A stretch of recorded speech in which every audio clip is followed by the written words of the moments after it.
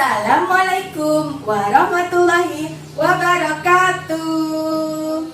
Hai teman-teman, berjumpa lagi pada kegiatan hari ini bersama Bu Septi.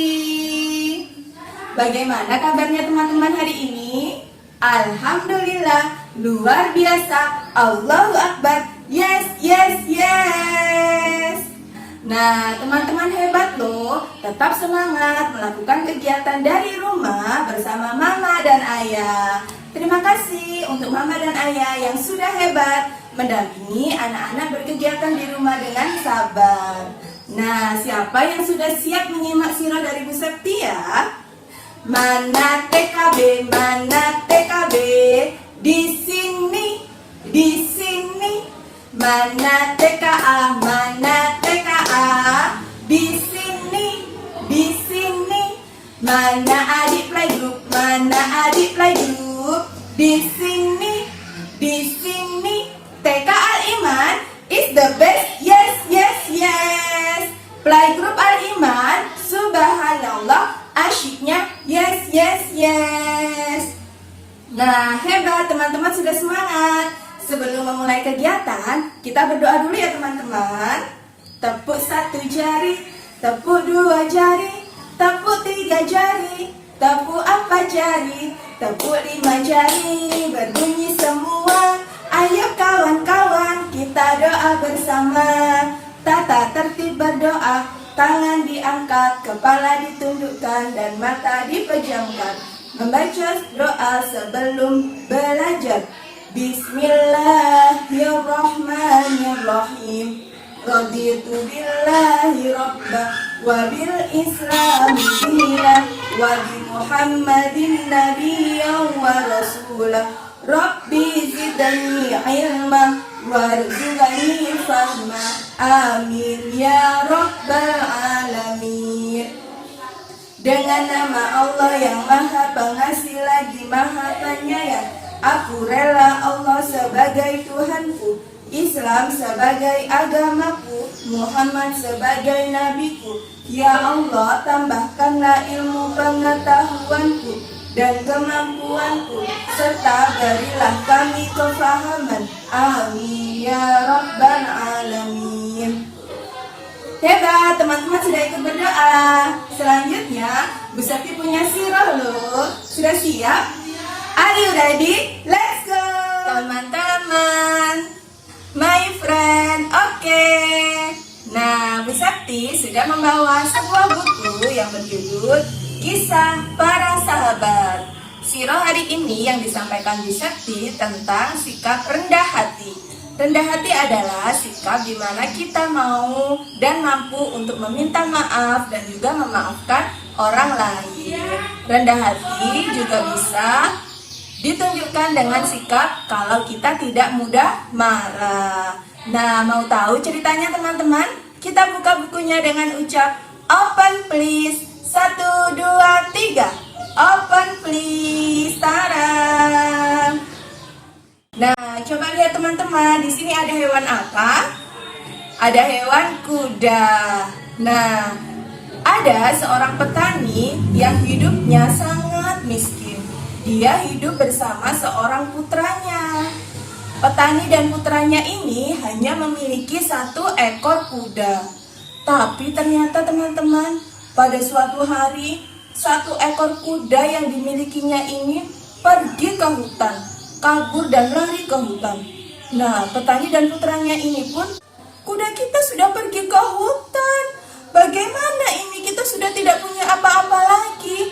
Tapi petani menenangkan anaknya. Tenanglah putraku, kita masih punya Allah. Nah, tetangga-tetangga mereka tahu kalau kuda mereka yang satu-satunya ini kabur ke hutan. Mereka pun datang untuk mengejek petani tersebut. Hai petani, kudamu lari ya ke hutan. Kasihan sekali sih nasibmu petani. Itu kata tetangga-tetangganya teman-teman. Tapi apakah petani tersebut marah? No, petani tersebut tidak marah. Dan berkata, oh iya, kudaku lari ke hutan. Tidak apa-apa, kalau memang itu masih menjadi rezekiku, pasti kudaku akan kembali kepadaku. Itu kata petaninya. Benar saja teman-teman. Keesokan harinya, kuda si petani tadi kembali pulang ke rumahnya. Bahkan kudanya ini mengajak temannya. Jadi ada 2 kuda yang pulang ke rumah petani. Wow, petani itu pun sangat senang sekali dan bersyukur kepada Allah. Kemudian tetangga-tetangga mereka datang lagi. Hei petani, enak sekali sih kamu sekarang punya 2 kuda. Wah, hebat, nasibmu bagus sekali sih. Kemudian petani tersebut menjawab, alhamdulillah, ini semua adalah rezeki dari Allah. Tapi teman-teman, ternyata kuda yang satunya ini adalah kuda liar. Artinya, kuda tersebut belum bisa tenang. Dan putra si petani ini pun berusaha untuk menenangkan kudanya. Nah, tapi karena kuda tersebut sangat liar, putra si petani pun gagal untuk menenangkan kudanya. Bahkan putra si petani terjatuh sehingga kakinya mengalami patah tulang, teman-teman. Kasihan ya, karena mengalami patah tulang, akhirnya tidak bisa digunakan untuk berjalan maupun berlari dalam jangka waktu yang sangat lama. Nah, para tetangga pun datang lagi untuk mengejek petani tersebut. Hai Pak Petani, kasihan sekali sih kamu. Kemarin baru saja dapat kuda. Tapi ternyata kudanya liar sehingga putramu ini patah tulang petani. Dia nggak akan bisa berjalan dalam jangka waktu yang lama. Kasihan sekali nasibmu. Itu kata tetangganya, teman-teman. Tapi apakah petani tersebut marah? Tidak. Petani tersebut berkata, iya, memang anakku sedang patah tulang, tapi tidak mengapa. Aku yakin Allah akan menyembuhkannya dan aku akan merawatnya dengan baik. Itu kata petani. Subhanallah, ternyata petaninya baik ya teman-teman. Nah, dan keesokan harinya, seorang pejabat dari kerajaan datang ke desa tersebut untuk menginformasikan. Hai para rakyat di desa ini, kerajaan kita ini akan segera berperang. Maka dari itu, aku minta bantuan semua anak-anak muda untuk ikut berperang, kecuali yang sedang sakit dan tidak bisa berjalan, maka itu tidak akan diajak berperang. Itu kata pejabat kerajaannya, teman-teman. Nah, kemudian para penduduk desa pun bersedih, teman-teman. Berarti anakku akan pergi meninggalkanku untuk berperang. Aku sedih sekali. Tapi anak petani tersebut karena sedang patah tulang, berarti tidak bisa ikut berperang. Dan ketika semua penduduk bersedih karena akan melepas anaknya berperang, petani tersebut tetap tenang karena anaknya tidak ikut berperang. Akhirnya para tetangga tersebut datang lagi ke petani. Hai petani, ternyata nasibmu baik ya. Anakmu patah tulang, jadi tidak akan ikut berperang. Beda dengan aku harus merelakan anakku untuk ikut berperang. Nah, kemudian petani tetap tenang dan menjawab, iya, tidak apa-apa, karena anakku sedang sakit. Aku yakin anakmu ketika berperang akan dilindungi oleh Allah. Nah, itu tadi teman-teman cerita Bu Septi tentang seorang petani bersama putranya yang miskin. Nah, dari cerita Bu Septi teman-teman, berarti petani yang miskin tersebut mempunyai sikap apa? Sikap rendah hati, di mana meskipun diaji oleh tetangga-tetangganya, petani tersebut tidak marah dan mau memaafkan. Akhirnya petani tersebut selalu dilimpahi rezeki dari Allah, mulai dari diberi 2 kuda, kemudian meskipun anaknya sakit patah tulang, tapi ternyata itu merupakan sebuah berkah. Akhirnya anaknya tidak ikut berperang dan tidak berpisah dari petani tersebut. Subhanallah, siapa yang mau mempunyai sikap rendah hati? Saya. Bisa dipercaya, anak-anak Al-Iman mempunyai sikap rendah hati, dimana bisa memaafkan dan mau meminta maaf. tadi teman-teman cerita Bu Septi tentang sikap rendah hati. Nah, pastikan teman-teman bisa menceritakan kembali ya, apa sih isi cerita tentang petani yang rendah hati ini? Nanti diceritakan kepada mama ya teman-teman.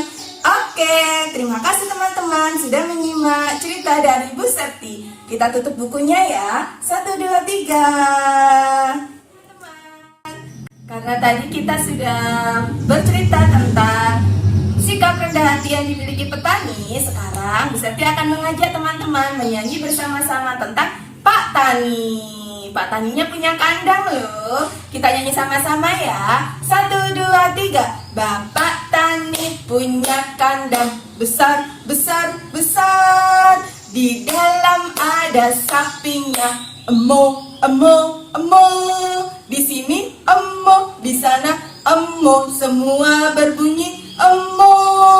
Bapak Tani punya kandang kecil, kecil, kecil. Di dalam ada ayamnya. Petak, petak, petak. Di sini petak, di sana petak. Semua berbunyi petak. Oke teman-teman, tadi Bu Septi sudah menyampaikan sebuah siro tentang sikap apa? Sikap rendah hati. Rendah hati yang dimiliki oleh siapa ya? Oleh seorang petani. Nah, ternyata petaninya tadi mempunyai berapa kuda teman-teman? 1. Kemudian kudanya kabur dan kembali menjadi 2 kuda. Selanjutnya, ternyata kuda tersebut liar dan sampai melukai putra petani tersebut. Nah, sampai kakinya patah tulang ya teman-teman. Tapi meskipun begitu, ternyata hal tersebut membuat putra petani tidak ikut dalam berperang. Dan itu adalah hikmah yang didapat dari seorang petani karena sikapnya yang rendah hati. Meskipun diajak oleh tetangganya, tidak pernah marah. Bu Septi percaya teman-teman dari Al-Iman juga merupakan anak-anak yang rendah hati. Coba sekarang teman-teman boleh diceritakan kembali ke mama bagaimana sih cerita petani yang rendah hati tersebut? Bisa teman-teman? Bisa.